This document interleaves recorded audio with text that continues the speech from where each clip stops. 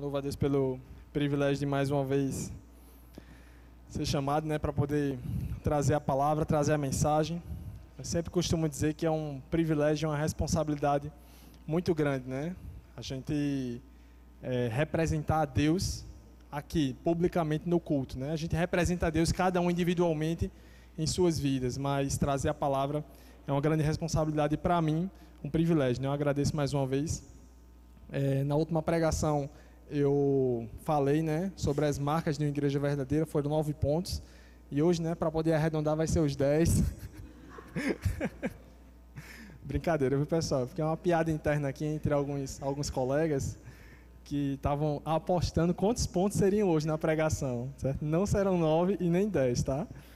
Mas eu queria que a gente continuasse, numa reflexão na primeira carta de Paulo aos Tessalonicenses. É uma carta a qual eu tenho me debruçado, a qual eu tenho lido, relido, meditado e estudado, E eu espero que aquilo que Deus falou no meu coração possa também ser transmitido hoje para vocês com fidelidade e com clareza. Então eu queria que vocês abrissem desde já lá em 1 Tessalonicenses, capítulo 2.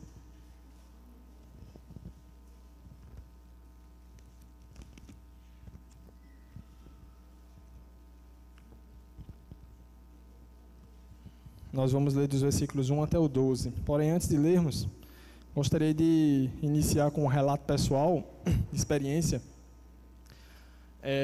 Eu trabalho na IC, como talvez todos já saibam aqui, e a gente lá tem contato com muitas pessoas. E nesse sábado eu tive a oportunidade de conversar com uma delas, a qual eu já sabia que ela se encontrava desviada da igreja, afastada, a melhor palavra. E essa pessoa havia relatado para mim que estava afastada da igreja, mas não o motivo, algum tempo atrás. E quando foi esse sábado, a gente teve a oportunidade de conversar um pouco mais, e ela relatou para mim o motivo. E o motivo, basicamente, pelo qual ela se afastou da igreja, foi porque ela se decepcionou com o pastor da igreja local onde ela congregava. Então, essa mulher, hoje, jovem na época, ela ficou decepcionada, frustrada, e isso gerou um trauma para ela, de modo que ela, até os dias de hoje, quando ela foi relatar a experiência para mim, quando ela falou, ela se tremia, Eu até recomendei ela procurar, um profissional que pudesse ajudá-la, uma vez que isso é uma questão muito íntima e pessoal. Ela não chegou a entrar em detalhes do que foi que aconteceu. Além também, claro, de recomendar ela procurar irmãos, irmãs de confiança e maduros na fé, para poderem ajudá-la. Esse relato, assim como o momento missionário que Rosa trouxe hoje aqui, lá do pastor Elias, trabalhando entre os índios, onde as pessoas, em um determinado momento do relato dela, eu peguei o recorte apenas, suspeitavam, a respeito da procedência do dinheiro, do que é que ele está fazendo ali, pelo fato dele não trabalhar. Isso lançou dúvida aos corações das pessoas, E é mais ou menos sobre isso que o nosso texto ele vai falar hoje. Mas voltando ao exemplo da jovem que falou que está decepcionada até hoje com a igreja e que tem dificuldades em ouvir um pastor ou um pregador ou qualquer pessoa pregar, porque já associa a figura do pastor ou do pregador ao pastor que a decepcionou e que houve esse trauma da parte dela, E, infelizmente, nós sabemos que essa é uma realidade em muitas igrejas hoje.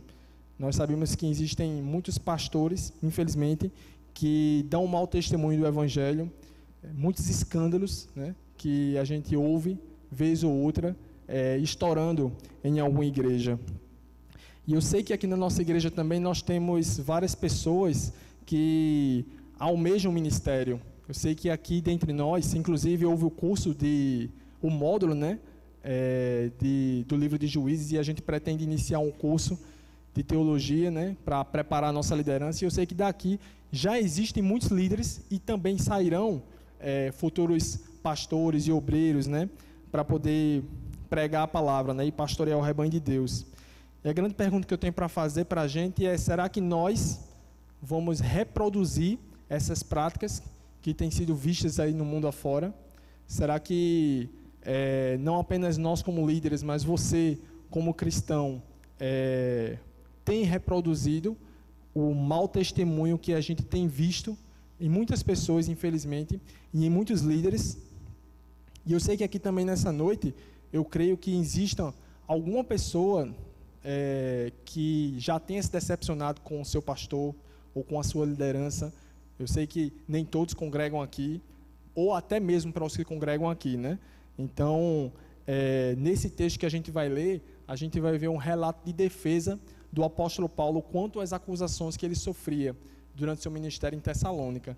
E a pergunta que a gente deve se fazer é: será que, se você está decepcionado com a igreja, ou com o pastor, ou com a liderança, né, você já esclareceu essas questões, né? Será que essas acusações que são feitas a ele são verdadeiras?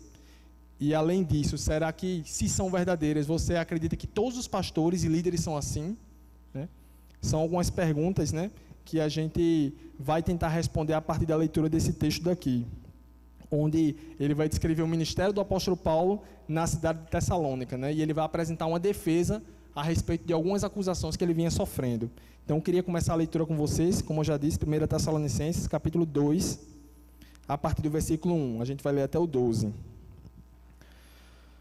Porque vós, irmãos, sabeis pessoalmente que a nossa estadia entre vós não se tornou infrutífera, mas, apesar de maltratados e ultrajados em Filipos, como é do vosso conhecimento, tivemos ousada confiança em nosso Deus para vos anunciar o Evangelho de Deus em meio a muita luta.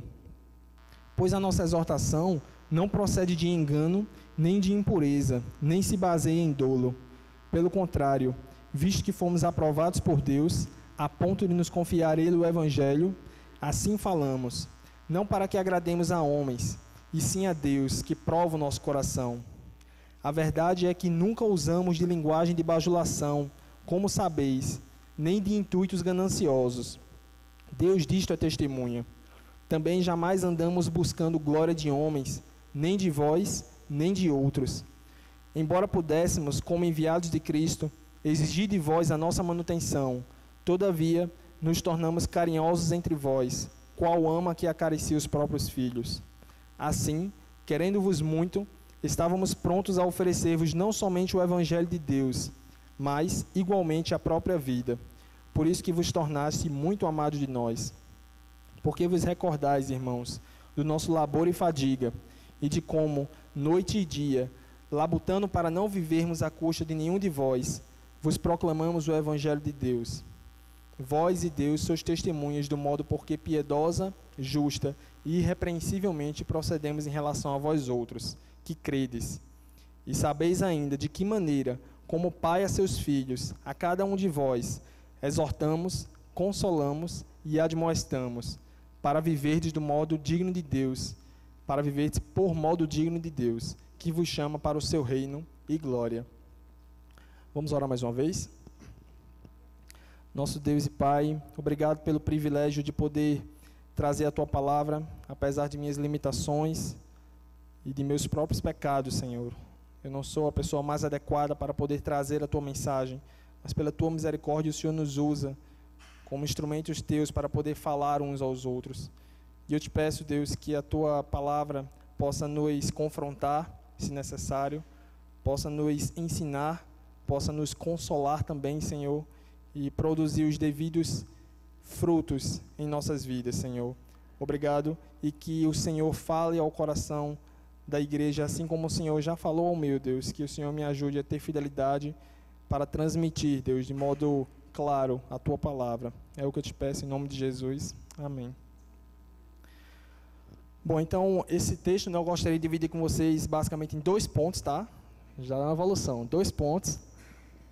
O primeiro ponto, né, seria dos versículos 1 até o versículo 6, ok? Onde Paulo ele vai se defender das acusações sofridas. Como eu disse, o apóstolo Paulo ele estava sofrendo algumas acusações, e ele, dos versículos 1 até o 6, ele vai se defender, ele vai negar que essas acusações sejam verdade. E dos versículos 7 até o 12, Paulo ele vai apresentar provas de que essas acusações são falsas. Ou seja, Paulo não vai apenas falar, olha, isso é mentira. Paulo ele vai provar que isso é mentira, né? A partir daquilo que os tessalonicenses já sabiam. E quais eram essas acusações, né? Para a gente poder contextualizar. E a gente vai ver no decorrer do texto também. Paulo era acusado de ter abandonado os tessalonicenses após a perseguição, né? Paulo, durante o período em que ele esteve em Tessalônica, surgiu uma perseguição lá, um tumulto, e ele precisou fugir para não morrer, né? E algumas pessoas estavam acusando ele de não ter interesse pelos Tessalonicenses. E ele, por isso, ele estava sendo acusado disso. Outra acusação era que ele era uma pessoa gananciosa, que era uma pessoa que queria ganhar algo através daquilo que ele estava fazendo. Uma pessoa enganadora, que não agia com a verdade, bajuladora, né? Eles queriam desacreditar a pessoa de Paulo, né? Eles queriam fazer com que ele fosse desmoralizado perante a igreja, né? E assim a mensagem também seria. Ele era um verdadeiro mercenário, um charlatão. As pessoas estavam acusando ele disso. Não apenas aqui em Tessalônica, mas em Corinto também isso aconteceu, certo? E de fato o mundo antigo, né, ele estava repleto de pessoas desse tipo, de pessoas que se passavam por ilusionistas, né, charlatões, trapaceiros ambulantes, né, que se utilizavam de palavras bonitas para enganar as pessoas, que era chamada retórica, né? Então as pessoas, esses enganadores, eles passeavam de cidade em cidade, né, enganando as pessoas através de suas palavras, né, e arrancando delas várias coisas que eram dos seus interesses, né? Parece nada com os nossos dias, né? Hoje em dia, eu tenho certeza que se a gente olhar ao nosso redor, a gente vai ver muito disso também, infelizmente. E isso já acontecia naquela época. Então, essas eram as acusações que Paulo sofria, e ele estava sendo comparado a essas pessoas que enganavam aos outros para poder lucrar com isso de alguma forma, né? Contextualizando um pouquinho da mensagem, né? A igreja em Tessalônica, ela foi plantada na segunda viagem missionária de Paulo, né? Se vocês quiserem ler depois o relato em casa, está lá em Atos 17, do versículo 1 até o 9. Então vocês vão ver como foi que Paulo chegou a Tessalônica e como foi que essa igreja nasceu. Ele se dirigiu até a sinagoga, né? E ali ele passou a pregar a Cristo a partir do Antigo Testamento, né? Então essa era a pregação dele. Ele se encontrava com aqueles judeus, né, dentro da sinagoga, que era um local onde as pessoas, né, os judeus que tinham sido dispersos pelo mundo antigo, eles se reuniam para poder ouvir a leitura da palavra de Deus. E Paulo, ele não era apenas um pregador, né, mas ele era um estrategista também. E ele procurava o melhor local e o melhor modo de poder fazer com que o evangelho ele se espalhasse, com que ele fosse conhecido, né? E Tessalônica era uma cidade muito boa para se fazer isso, porque era uma cidade muito influente, né? Uma cidade do Império Romano bastante influente ela era. E aí, quando Paulo, ele nessa segunda viagem missionária chegou a Tessalônica, o relato lá diz que ele passou 3 sábados, né, pregando Cristo, né, pregando o Evangelho. Se levantou uma perseguição. Então, alguns judeus, movidos de inveja, né, levantaram uma perseguição contra Paulo, né, e surgiu um tumulto, né, pegaram alguns homens da malandragem aí, e aí foram até a casa de um crente lá que tinha se convertido procurando Paulo, né? E aí os cristãos, né, os novos convertidos, esconderam ele, e no outro dia mandaram ele até a cidade de Bereia, que foi uma outra cidade que ele também pregou o evangelho, né? Interessante que esse novo convertido, né, que havia se convertido a partir da pregação de Paulo, ele foi preso, né? E o texto lá em Atos 17 fala que ele foi solto após pagar a fiança. E essa fiança, historicamente falando, ela se refere ao fato de que esse homem, ele havia se responsabilizado pela partida de Paulo da cidade de Tessalônica e também de não fazer com que ele não voltasse mais. Então, Paulo, ele, além de ser expulso da cidade, ele estava proibido de voltar legalmente falando. Esse era um dos motivos pelos quais também ele era acusado de não ter interesse pelos tessalonicenses, né? Então, foi mais ou menos esse o contexto em que a igreja nasceu, tá? E sobre essa carta, né, que a gente vai ler agora o capítulo 2, Paulo ele escreve ela, eu citei aqui pelo menos 4 objetivos, para a gente só mencionar. Primeiramente, né, ele defende o seu apostolado, ele defende o seu procedimento entre os tessalonicenses. Como eu disse, ele estava sofrendo algumas acusações, e nesse capítulo 2 ele vai se defender dessas acusações que ele estava sofrendo. Então, esse é um dos objetivos de Paulo ao escrever essa carta. Outro objetivo era a expressão de interesse por eles, né? Ou seja, como eu disse, ele também estava sendo acusado de deixar os tessalonicenses, né? De não ligar para eles. E ele, no capítulo 3, vai falar sobre o interesse que ele teve de visitá-los por diversas vezes, né? 2 vezes mais especificamente. Ele vai também exortar aquela igreja para que ela tivesse santidade em relação às suas relações sexuais, porque o mundo antigo, né, o mundo greco-romano, ele era um mundo lotado de sensualidade. Se a gente olha hoje para a mídia, né, e para o mundo e vê, meu Deus, como as coisas estão difíceis, né, o povo cada vez mais pervertido. No mundo antigo, né, creio eu, era pior ainda, né? Então, os tessalonicenses, eles estavam dentro desse contexto. E aí haviam até templos, né, onde haviam prostitutas cultuais, onde as pessoas iam até elas, né, para poder oferecer sacrifícios aos seus deuses. Então, Paulo, sabendo que a igreja nasce nesse contexto, ele exorta para que a igreja ela tenha santidade em relação ao seu corpo, para que a igreja ela guarde o seu corpo, né? E apenas uma observação, né? Se você está aqui nessa noite e crê que Deus, ele não se importa com a forma como você se relaciona sexualmente com o outro, você está enganado. Porque um dos objetivos de Paulo ao escrever essa carta foi exatamente dar orientações a respeito de como as pessoas deveriam se relacionar sexualmente, que é dentro do casamento, né? Que é dentro do contexto do casamento e não como aqueles que não conhecem a Deus, que saem aí pegando todo mundo, né? E outro objetivo seria uma consolação a respeito da segunda vinda de Jesus, né? Paulo ele também escreve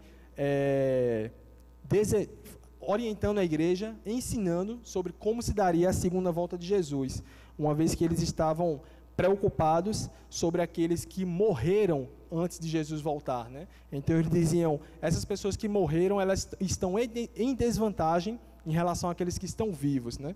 E Paulo ele diz, não, todos eles, né, tanto os que dormem, que é o termo que ele usa, como aqueles que também estão vivos, serão salvos da mesma forma e nenhum está em prejuízo em relação ao outro.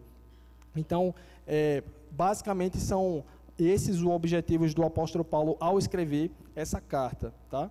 Então, fazendo a leitura do texto, no primeiro ponto, como eu disse, Paulo ele vai apresentar uma defesa a respeito das acusações que ele estava sofrendo, tá? Então, vamos fazer a leitura dos versículos 1 e 2 novamente. Diz assim, porque vós, irmãos, sabeis pessoalmente que a nossa estada entre vós não se tornou infrutífera. Como eu disse, o apóstolo Paulo e seus companheiros, eles passaram nessa cidade de Tessalônica aproximadamente 3 sábados, segundo o relato lá que está em Atos 17. Porém, quando a gente vai ler a carta de Paulo aos Filipenses, a gente vê que Paulo ele recebeu 2 ofertas da igreja em Filipos. Então, provavelmente, ele passou mais do que 3 sábados na cidade de Tessalônica, né? Além do fato de que a gente vai ver no texto que nessa cidade ele precisou trabalhar para se sustentar. Então, provavelmente foram mais do que 3 sábados, mas lá em Atos 17 relata que ele passou 3 sábados especificamente. Ele também, quando ele diz aqui que a nossa estada entre vós não se tornou infrutífera, né? Então, Paulo ele diz assim, olha, vocês sabem que enquanto eu estive aí entre vocês, eu e meus companheiros, essa visita ela não foi infrutífera. Por quê? Porque quando Paulo e seus companheiros pregaram o evangelho em Tessalônica, né, lá em Atos 17 vai dizer que várias pessoas se converteram, né? E dentre essas pessoas, alguns judeus, né, uma numerosa multidão de gregos e muitas mulheres distintas. Então, muitas pessoas se agregaram a Paulo e Silas, né? Essas pessoas elas se converteram e não foram conversões falsas, foram conversões genuínas, porque no capítulo 1, que foi o que eu li da última pregação, Paulo ele reconhece que esses irmãos realmente tinham conhecido a Deus e porque a vida dele foi transformada, né? Paulo ele reconhece isso e essas conversões, por isso elas são genuínas, porque essas pessoas estavam demonstrando através de suas vidas os frutos de um verdadeiro arrependimento. Então Paulo aqui ele fala que essa visita que quando ele esteve entre eles não se tornou infrutífera, né? E aí ele vai dizer, mas apesar de maltratados e ultrajados em Filipos, como é do vosso conhecimento, tivemos ousada confiança em nosso Deus para vos anunciar o evangelho de Deus em meio a muita luta. O que foi que aconteceu com Paulo lá em Filipos, né? Se você já leu o livro de Atos todos, você vai se lembrar que o apóstolo Paulo e Silas, né, eles foram arrastados, né, à praça lá da cidade, perante as autoridades, foram acusados falsamente perante as autoridades também, né, foram despidos publicamente, né, então eles ficaram nus, que era normal nos açoites que as pessoas sofriam, né, lá naquela época. Eles também apanharam, agora apanharam muito, que o próprio texto diz, né, que eles receberam muitos açoites, e eles também foram presos, né, tanto Paulo como Silas foram presos, né, no mais profundo cárcere, e amarraram os pés dele num tronco, né, para que eles não fossem soltos. Então, o apóstolo Paulo provavelmente ele até inclui essa surra que ele levou, né, e essa prisão lá em 2 Coríntios, quando ele fala sobre um pouco da biografia dele, da história, né, ele vai dizer sobre aquilo que ele passou por amor ao Evangelho. Então, quando ele diz aqui, apesar de maltratados e ultrajados em Filipos, ele está se referindo a tudo isso que eu falei, né, que está lá em Atos 16. E aí ele vai dizer, como é do vosso conhecimento, né? É interessante que Paulo, ele com certeza também carregava consigo as marcas desses açoites, né? Porque a Bíblia fala que ele não tirou férias para poder ir até Tessalônica, né? A Bíblia fala que ele não descansou um pouquinho. Ele não vou procurar ali um psicólogo para poder me restaurar, para poder botar minha cabeça no lugar. Paulo ele foi direto para Tessalônica. E como ele sofreu muitos açoites, com certeza o corpo dele ainda carregava essas marcas, né? E ele, sem dúvidas, as pessoas em Tessalônica não apenas ouviram o que ele disse, mas viram as marcas desses açoites nele, né? Então ele diz, como é do vosso conhecimento, aquilo que aconteceu em Filipos, tivemos ousada confiança em nosso Deus, né? Para vos anunciar o Evangelho em meio a muita luta. E ele vai dizer aqui isso, né? E a gente percebe que a percepção de Paulo, né, quanto à vontade de Deus, ela não excluiu o sofrimento, né? Paulo, ele recebeu uma visão para poder ir até a Macedônia, e essa foi a segunda cidade pela qual ele passou, Tessalônica. E ele, mesmo tendo apanhado, como ele apanhou em Filipos, ele disse que teve ousada confiança em Deus para poder prosseguir, né? E a gente vê que a visão dele, né, não separava o plano de Deus com o sofrimento, né? E muitas vezes hoje nós estamos fazendo isso. Nós estamos acreditando, né, que pelo fato de sermos filhos de Deus, ou nos acharmos filhos de Deus, isso não nos dá o direito de sofrer. E Paulo aqui, ele diz que teve ousada confiança em Deus para poder pregar o Evangelho em meio a muita luta. Ou seja, ele tinha consciência de que, independente do que acontecesse com ele, ele deveria seguir em frente e continuar pregando o Evangelho, né? Lá em Atos 20, 23, ele vai até falar que ele não sabe o que ocorrerá com ele nas cidades para onde ele vai, senão que muitas cadeias e perseguições o esperam. Então, o Espírito Santo assegurava isso a ele. Ou seja, uma coisa Paulo sabia, olha, eu vou ali para Bereia agora, olha, eu vou para Tessalônica, eu vou para Corinto, eu vou para Atenas. Não, olha, eu já sei de uma coisa, que eu vou sofrer, que eu vou apanhar, que eu vou ser preso provavelmente, né? Ele sabia que essas coisas não apenas podiam acontecer, como aconteciam com ele. E os tessalonicenses, eles sabiam aquilo que tinha acontecido com Paulo em Filipos, né? Então, no versículo 3, ele vai dizer aí, pois a nossa exortação não procede de engano, nem de impureza, nem se baseia em dolo, né? Então, Paulo aqui ele vai dizer, primeiramente, né? Olha, em Filipos eu apanhei, fui surrado, mas tive ousada confiança para poder prosseguir e preguei o Evangelho a vocês. E a nossa exortação, ela não procede de engano, impureza ou de dolo, né? Que era exatamente algumas das coisas pelas quais ele estava sendo acusado, né? De ser um enganador, de ser um impuro, ou de ser alguém que se utiliza das palavras para poder ganhar alguma coisa das pessoas. Esse termo, né, nossa exortação, indica apelo, tendo como objetivo o benefício dos ouvintes, né? Ela era usada para encorajar soldados pagos antes da batalha, né? Então o apóstolo Paulo, ele não apenas falava o Evangelho, ele não apenas ensinava, mas ele também exortava e ele encorajava os irmãos, né? Ele também movia os irmãos a viverem por modo digno de Deus, né? E ele vai dizer que a mensagem que ele levou, que está totalmente vinculada a uma vida prática, certo? É interessante que essa expressão, nossa exortação, se refere à mensagem dele e essa mensagem totalmente vinculada a um estilo de vida, né? Não tentemos separar, né, o conhecimento que nós temos de Deus na Bíblia com a nossa vida que nós levamos, né? Essas coisas, elas não podem ser separadas, né? Paulo, ele não apenas falava a respeito do Evangelho, como ele também vivia o Evangelho, e ele exortava a igreja a viver da mesma forma. Então, 3 coisas aí que as pessoas falavam a respeito dele, né? Primeiramente, que a exortação ela era enganosa, né? E ele diz: não, a minha exortação ela não procede de engano, né? Mas ela procede de Deus, né? A minha mensagem, a nossa exortação, ela é verdadeira, né? Falavam também que a sua mensagem ela é impura, e aí essa impureza aqui está relacionada a um aspecto moral, né? E aí ele dizia: não, a nossa exortação ela não procede de impureza, mas ela procede de uma motivação e de uma conduta pura diante de Deus, né? Então, Paulo ele não tinha mais intenções, mas as pessoas estavam acusando ele disso. E a última coisa que foi falada aí em relação ao dolo, né?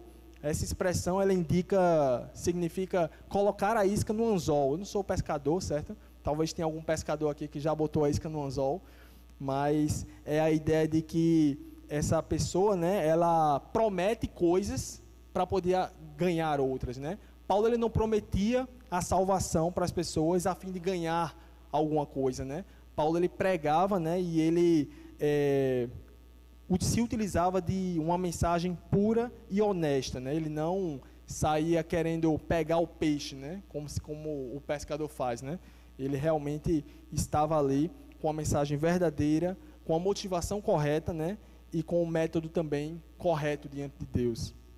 Então ele, nesse versículo 3, ele vai se defender a respeito dessas acusações que ele estava sofrendo, né?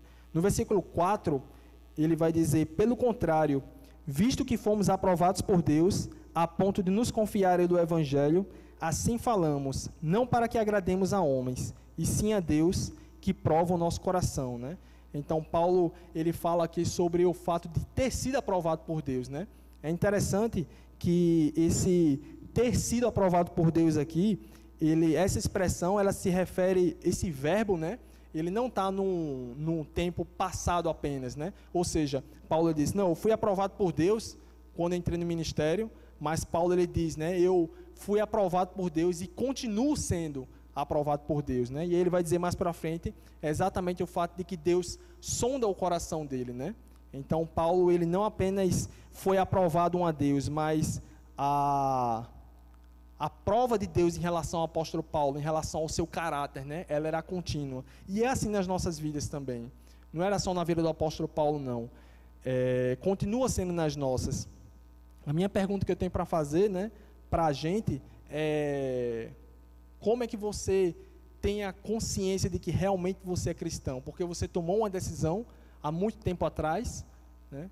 Ou porque você continua tomando essa decisão dia após dia, né? A vida cristã, ela se refere a um relacionamento pessoal com o próprio Jesus, né? Dia após dia, onde a gente desfruta disso com Ele. Então, o apóstolo Paulo, ele diz que, pelo contrário, olha, a nossa mensagem, ela não procede de exortação, né? Mas, pelo contrário, nós fomos aprovados por Deus, né? Que prova o nosso coração. E aí, né, a gente percebe aqui que ele não apenas, como eu já disse, pregava, mas ele vivia aquilo que ele pregava. E como eu falei também no início, né, nós temos aqui com certeza pessoas que amam, né, e que desejam servir a Deus, né, e a gente vê aqui na própria vida do apóstolo Paulo que a vida com Deus, ela precede o ministério com Deus, né?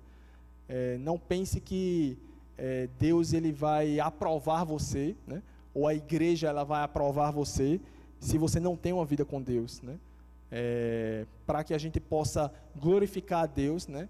E que a nossa mensagem ela seja levada a sério pelas pessoas, a gente precisa ter um procedimento justo diante de Deus, um procedimento de obediência diante dele, né?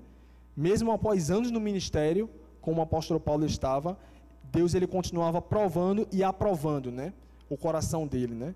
E o nosso também. Então Paulo, ele diz: olha, a nossa exortação, ela não procede dessas coisas, né? Nós fomos aprovados por Deus e nós não falamos para agradar a homens, né? Mas a Deus que prova o nosso coração. Como é perigoso, né? A gente, como alguém que está aqui na frente, ou o pastor, ou o líder, ou então até você mesmo que não está no trabalho de liderança, falar para agradar os outros, né? A gente não quer perder o reconhecimento das pessoas, a gente não quer ser excluído daquele círculo social, a gente quer que as pessoas amem a gente, que as pessoas gostem da gente, né? Quer que as pessoas não nos achem caretas, não nos achem chatos, né?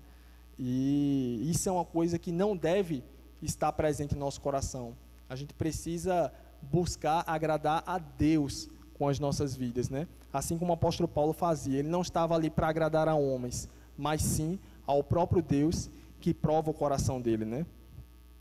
E aí no versículo 5 ele vai dizer, a verdade é que nunca usamos de linguagem de bajulação, como sabeis, nem de intuitos gananciosos.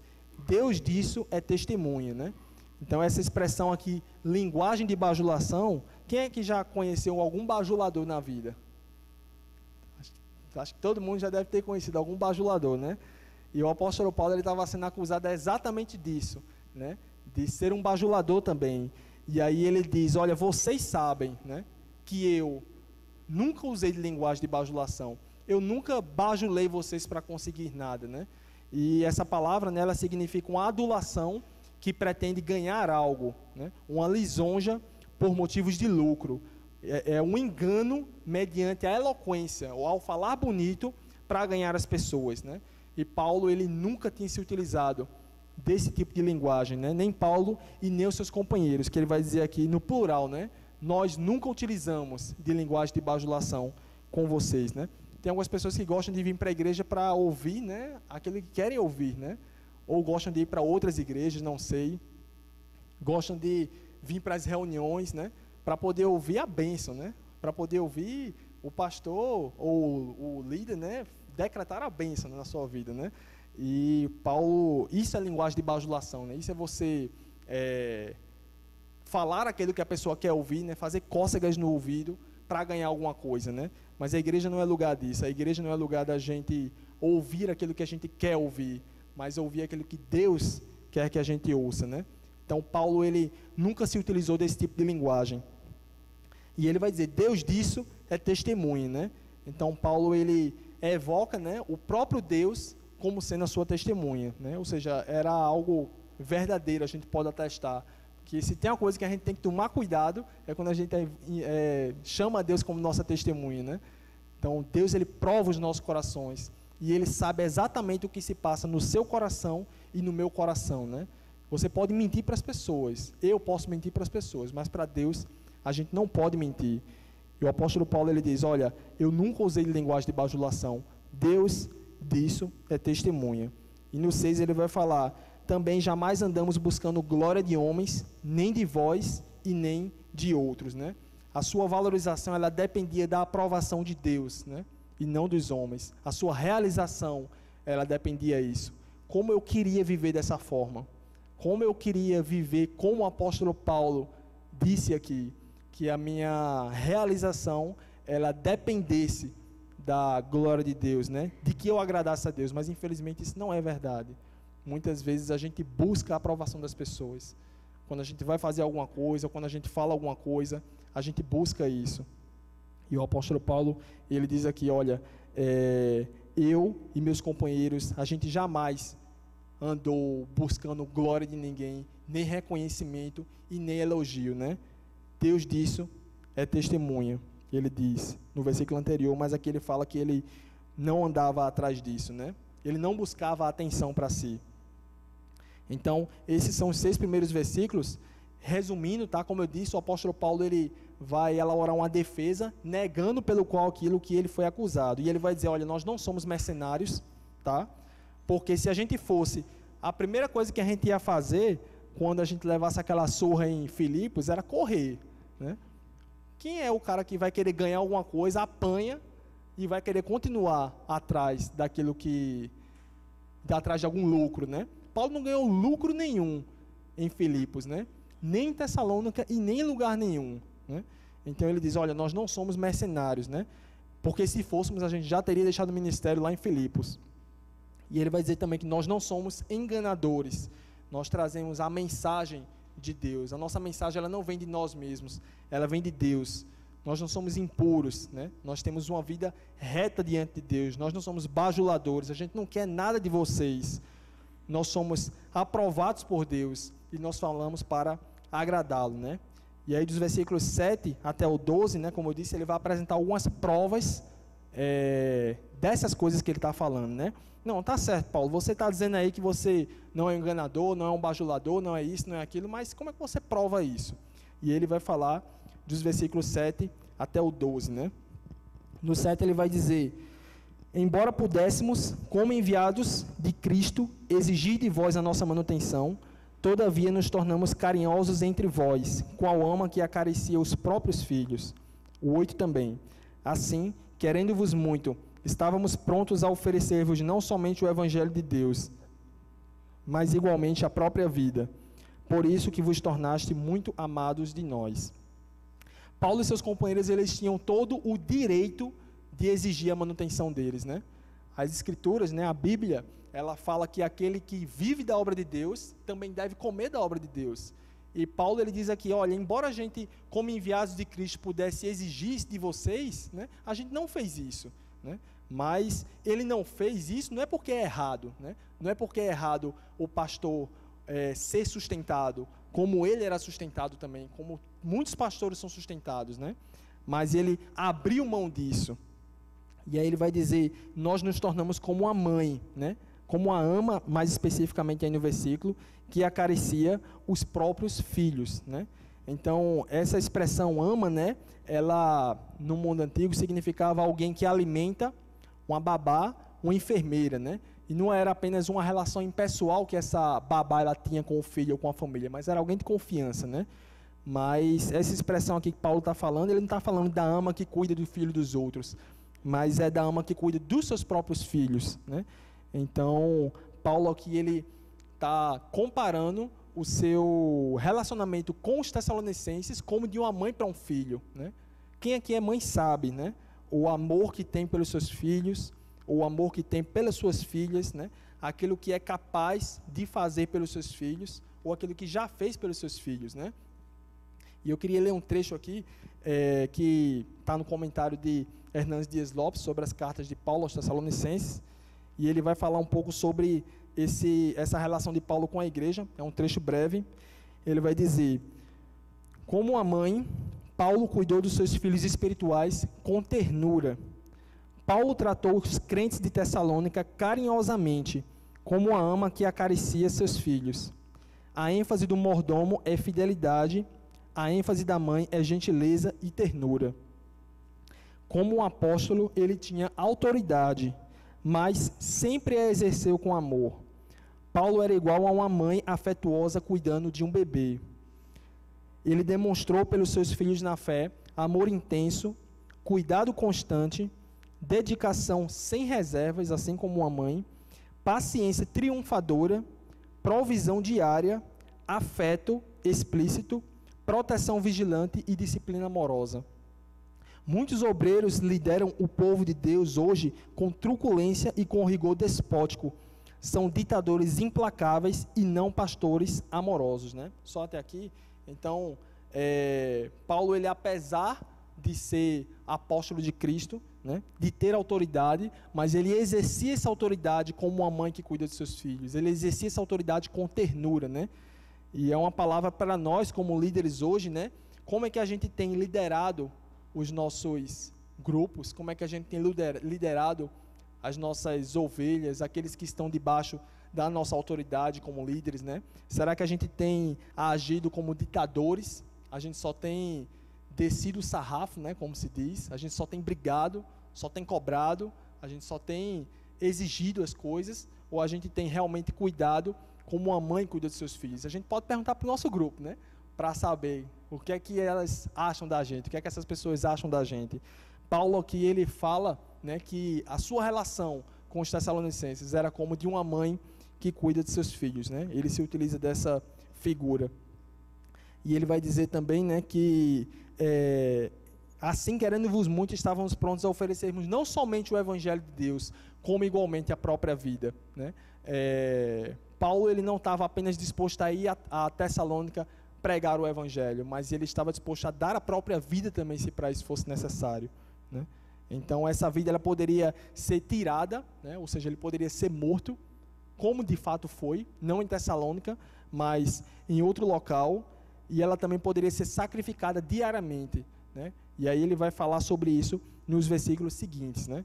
Porque Paulo, ele, além de tratar os seus filhos na fé, como uma mãe cuida de seus filhos, ele estava disposto a dar a vida por eles, né?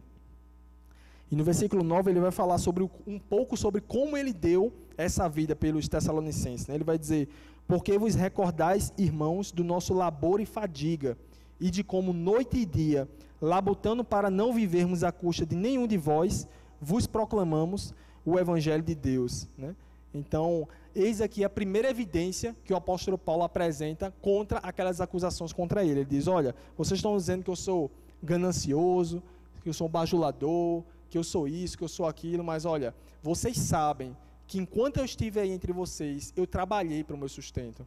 Então, eu não fiquei sugando ou vivendo à custa de nenhum de vocês.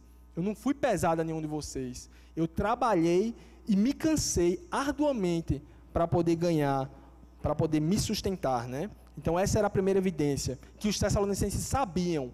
O apóstolo Paulo, ele, junto com seus companheiros, trabalhou, né? E o ofício dele, como a gente sabe, era ser fabricante de tendas, né?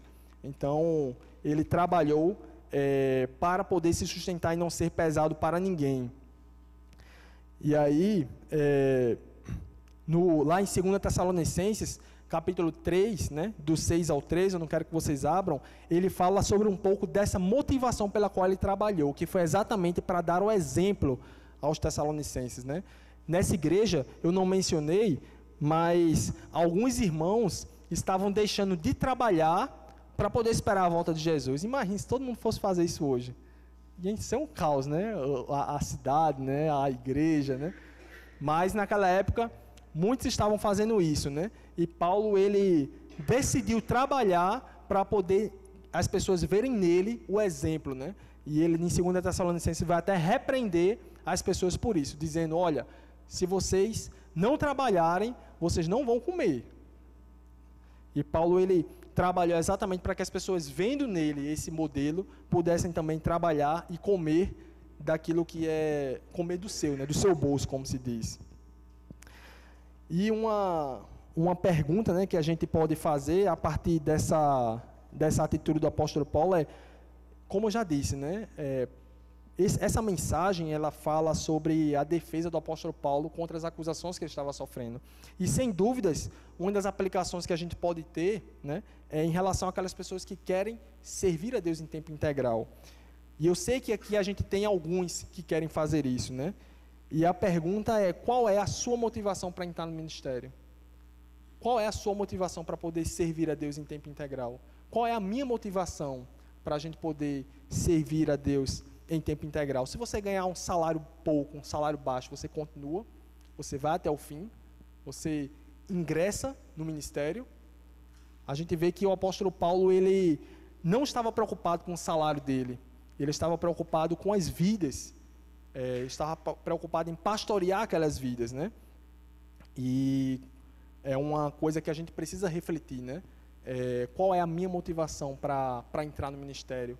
Para poder servir a Deus em tempo integral? É para poder descansar, para poder ter uma vida mansa, né? Que pastor não tem, né? Mas qual é a sua motivação? Qual é a minha motivação, né? Se o seu salário for pequeno, você continua. Se você não receber nada, você continua. Então, a motivação da gente, ela precisa estar na pessoa de Cristo, né? E na glória de Deus. No versículo 10, ele vai falar que vós e Deus sois testemunhas do modo porque piedosa, justa e irrepreensivelmente procedemos em relação a vós outros, né? Eis aqui a segunda evidência, né? Paulo, ele não estava só falando que ele não tinha feito aquelas coisas, ele não estava só rebatendo as acusações, ele mesmo, os próprios tessalonicenses sabiam do procedimento dele, né? não era escondido que ele vivia. As pessoas, elas sabiam do estilo de vida que ele levava, né? O procedimento de Paulo e de seus companheiros era algo visível, né? E essa é a segunda evidência. Ele diz, olha, não sou eu que estou dizendo não, vocês também sabem da forma como eu e meus companheiros nos comportamos enquanto estivemos entre vocês. E ele vai falar sobre 3 coisas aqui, que é piedosa, né? Ou seja, a forma como eles viveram entre eles foi piedosa, e essa expressão ela indica o dever de Deus, o dever da pessoa para com Deus. Quando se diz na Bíblia, né, a questão de ser uma pessoa piedosa é uma pessoa que tem uma relação correta com Deus, né? Justa, vai falar no mesmo versículo, é de uma relação de uma pessoa para com os homens, e também pode ser aplicada consigo mesmo, e irrepreensivelmente, né? Ou seja, uma relação pública com os outros. Paulo, ele não podia ser acusado de uma forma fundamentada, né? As acusações que estavam levantando contra ele, elas podiam até lograr algum êxito durante algum tempo, mas a verdade, ela estava evidente, né? E não é à toa que os próprios tessalonicenses, eles não perderam o carinho e o amor por Paulo, né? No capítulo 3, Timóteo volta, né, para onde Paulo está, que é em Corinto, para falar sobre as notícias da igreja, né? E a igreja, ela tem grata lembrança de Paulo, a igreja, ela ama Paulo, e a igreja quer ver Paulo de novo. E ele apresenta aqui a segunda evidência, dizendo, olha, a forma como a gente se comportou entre vocês, todos vocês sabem, né? Será que a gente pode dizer isso aqui também, né? Será que se a gente for acusado publicamente de alguma coisa, se você for acusado, né, de alguma coisa, você pode dizer, olha, você mesmo sabe que eu não fiz isso, né? Ou vocês sabem que eu não fiz isso. A gente precisa ter uma vida piedosa, um relacionamento correto com Deus, uma vida justa e uma vida irrepreensível, né? Não é que Paulo ele fosse perfeito, mas é que essas acusações que estavam sendo levantadas contra eles, elas não eram fundamentadas, né?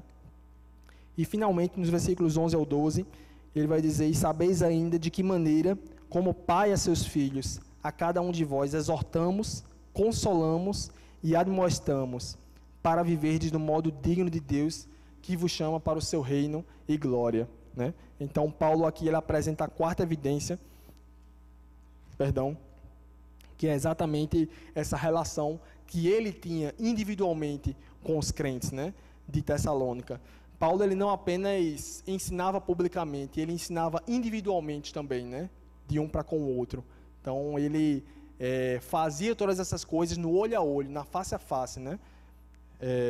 Ele tinha esse cuidado de um pai, pelo menos que um pai deveria ter para com seus filhos, né? E ele fazia isso. E aí essas 3 expressões, elas são utilizadas, né?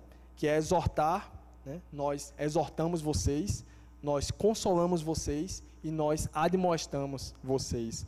A exortação, né, resumindo, ela se refere a encorajamento, né? Ou seja, Paulo, ele como um pai deveria fazer, ele não apenas disciplina os irmãos, mas ele também encoraja eles a viverem para a glória de Deus. Ele também consolou, né, aqueles irmãos individualmente. Como eu já disse no início, havia um contexto de perseguição na igreja em Tessalônica, e isso era importante. Paulo, ele consolou aqueles irmãos, é uma palavra ligada à ação. Então, Paulo, ele os consolou e os encorajou a vencerem, né, a viverem em meio à perseguição. E Paulo também admoestou eles, né? Essa expressão significa confronto. Então, Paulo, ele não apenas, como ele já disse, falava aquilo que os tessalonicenses queriam ouvir, mas ele falava aquilo que eles precisavam ouvir, né? E a gente também, como líderes ou como cristãos individualmente, precisamos falar aquilo que as pessoas precisam ouvir, né? Nós precisamos confrontar as pessoas. Muitas vezes eu me pego pessoalmente, né, mantendo uma relação de amizade com uns com os outros, que se baseia apenas em risadas, que se baseia apenas em brincadeiras, que se baseia apenas em conversas agradáveis, né? E mesmo com as pessoas da igreja, né, o apóstolo Paulo, ele disse que individualmente confrontou a cada filho na fé, né, quando este pecava, quando este errava. Então, ele faz uma analogia sobre a relação dele com os tessalonicenses, como se ele fosse uma mãe que cuida de seus filhos e como um pai também que cuida de seus filhos, né? E aí ele finaliza falando: para viverdes por modo digno de Deus, que vos chama para o seu reino e sua glória, né? O objetivo de Paulo, ao fazer todas essas coisas, não era criar uma igreja à sua imagem e à sua semelhança, mas era criar uma igreja, na verdade, plantar uma igreja, né?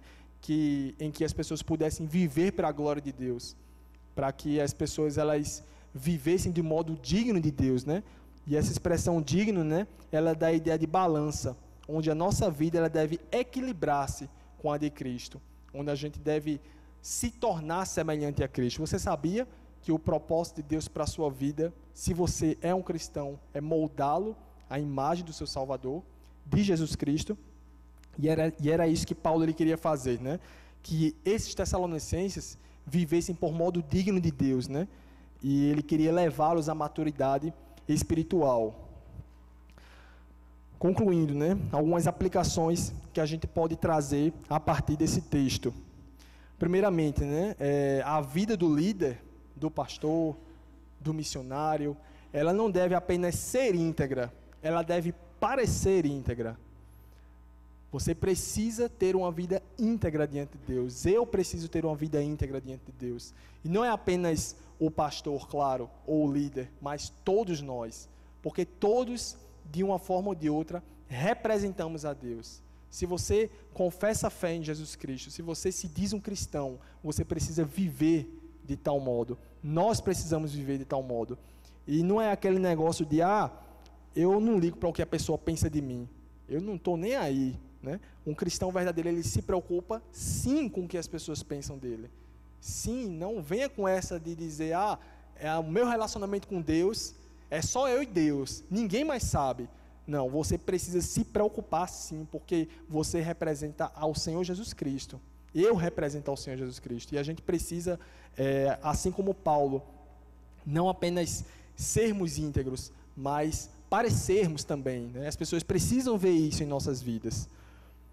Uma segunda aplicação, né, é que a motivação do aspirante, né, ao ministério, a gente leu as cartas, a primeira carta de Paulo a Timóteo, quando ele fala sobre os preceitos para que uma pessoa seja nomeada, né, como um obreiro, como um pastor. A motivação ela deve ser a glória de Deus e não o dinheiro. Então, se você está aqui hoje, você deseja servir a Deus, né, a gente vai começar esse curso no próximo ano, né, com a graça de Deus, de preparo da liderança da igreja. Não tenha sua motivação em dinheiro. A gente não pode colocar o nosso coração nisso. Nossa motivação ela precisa ser a glória de Deus. A gente precisa viver, né, e buscar isso. Se o salário for pouco, amém, glória a Deus. A gente trabalha para poder complementar a renda. Muitos pastores fazem isso hoje, né?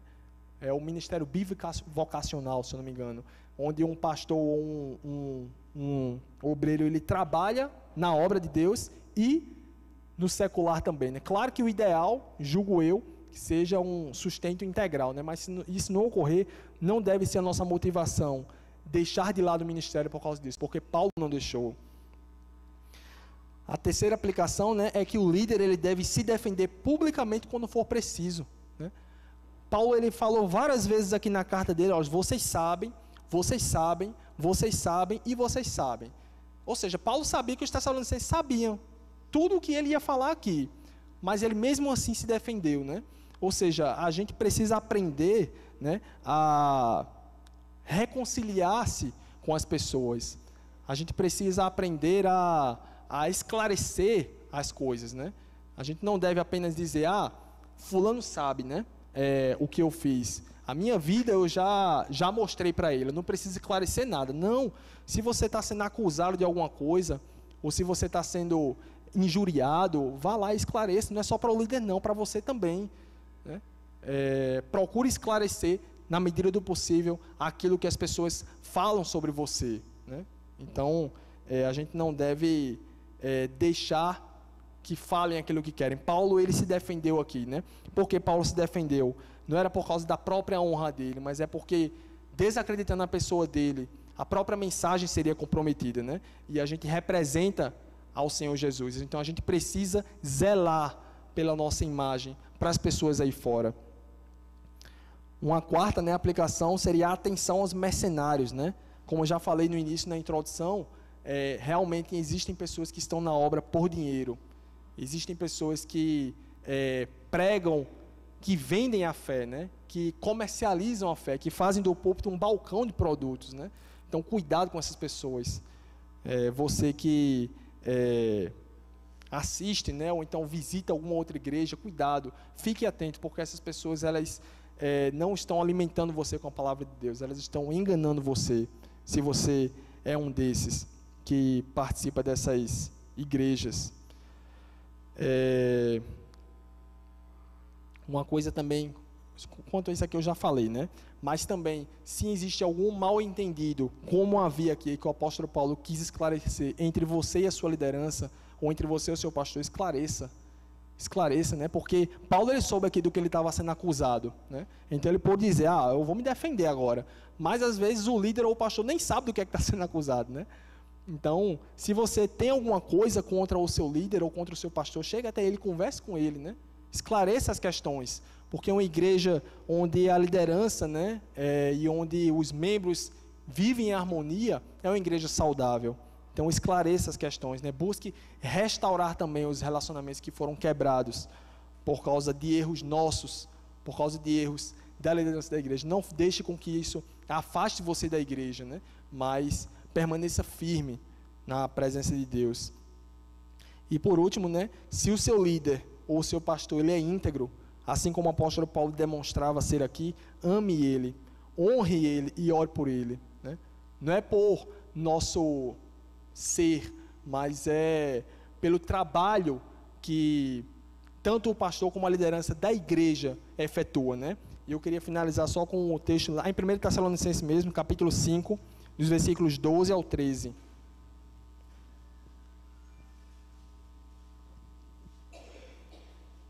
É no mesmo livro, eu vou ler.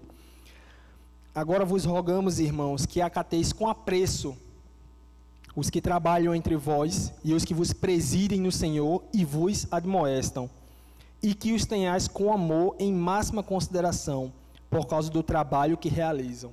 Como eu disse, né? Não é pela pessoa em si, mas é pelo trabalho que essa pessoa realiza. Paulo, ele tinha muitas preocupações, ele tinha muitos problemas, ele era perseguido e ele ainda tinha que lutar contra os falsos ensinos dentro da igreja. Que a gente possa também valorizar os nossos líderes, que a gente possa orar por eles, que a gente possa esclarecer aquilo que a gente tem contra eles, né? Que a gente possa ser uma igreja onde há harmonia entre a liderança e os membros. Vamos orar mais uma vez? Nosso Deus e Pai, tem misericórdia de nós, Senhor.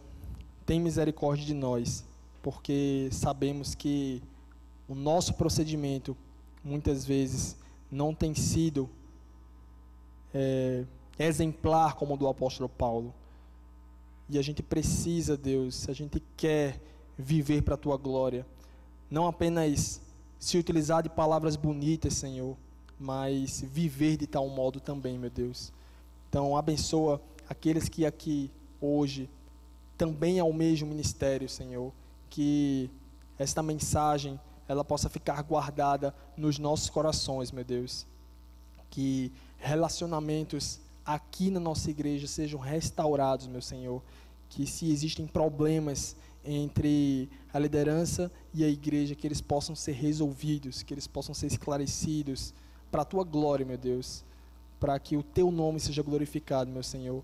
Ajuda-nos a valorizar os nossos líderes, a amá-los, a honrá-los por causa do trabalho que realizam entre nós, meu Deus, e que o Senhor possa nos ajudar a viver de modo digno do Teu Evangelho, meu Deus. É isso que eu te peço em nome de Jesus. Amém.